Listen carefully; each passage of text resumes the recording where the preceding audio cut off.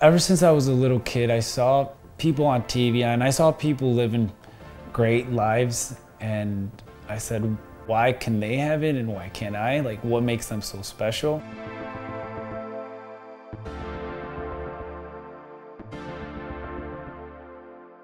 Hi, my name is Sanchez. I'm 24 years old and I make $230,000 a year.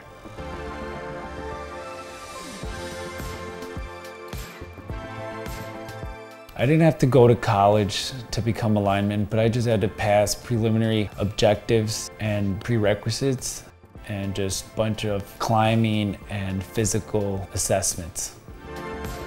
Being in this field, you're away from family a lot. You will miss the birthday parties, you will miss the special occasions, but it's part of the job, and that's why it's so rewarding, because you get multiple weeks where you will put in multiple hours of overtime, and that definitely helps us out a lot. I used to budget precisely, like I would write down all my expenses, like what I spent money on for the month, but it was just taking too much energy.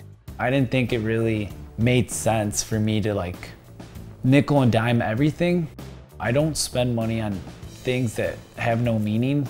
I guess the only thing I splurge money on every now and then is food.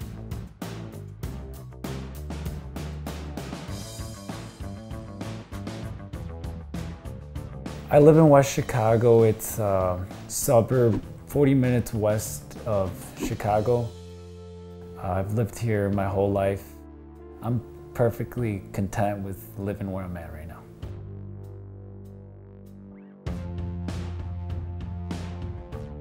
It's a win-win. I get to help out my mom, and I can also help myself out by saving more money. Food is definitely one of my biggest expenses, even though most of the food is actually groceries.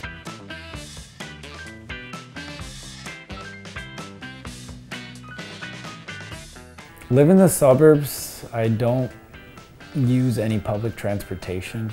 I pretty much drive everywhere. I only have a 15-minute drive to work, but my girlfriend does live about 45 minutes to an hour away from me, so I do have to drive a lot to go see her.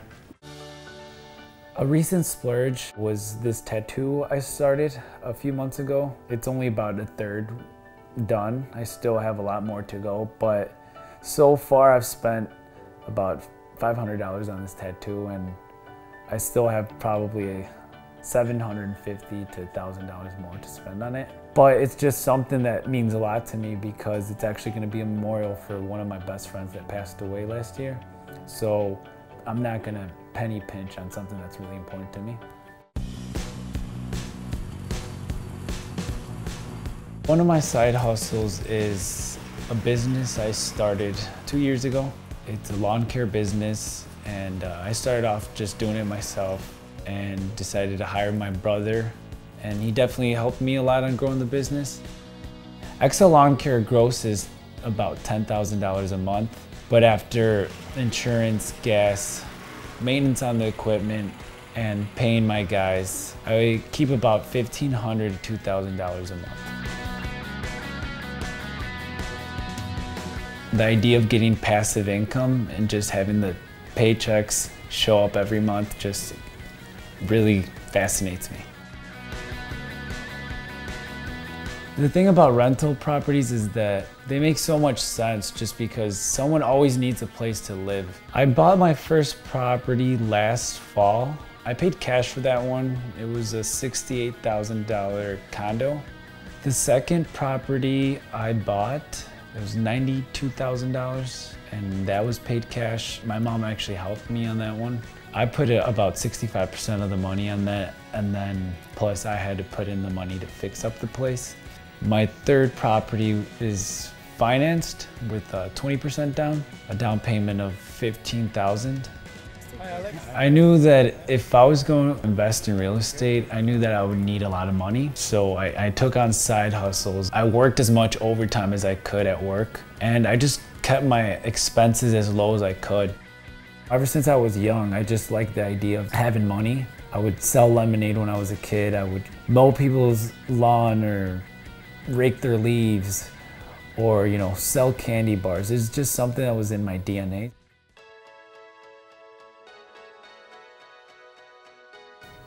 I definitely try to save as much as I can. It could vary month to month, but I try to save at least $7,000 a month.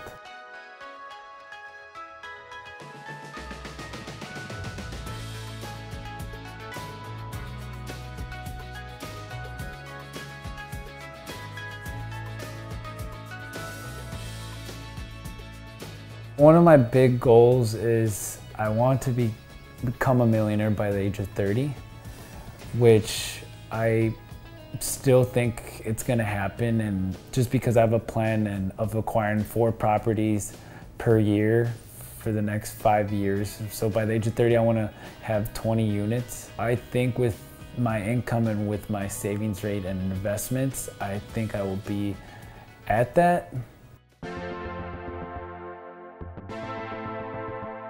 I feel like I have to give back to my parents because, you know, they came here as immigrants and they came here to give us, you know, their kids a better life. So I know all the sacrifice and pain that they went through, and it's my duty to give back to them. Everything I do is pretty much for them.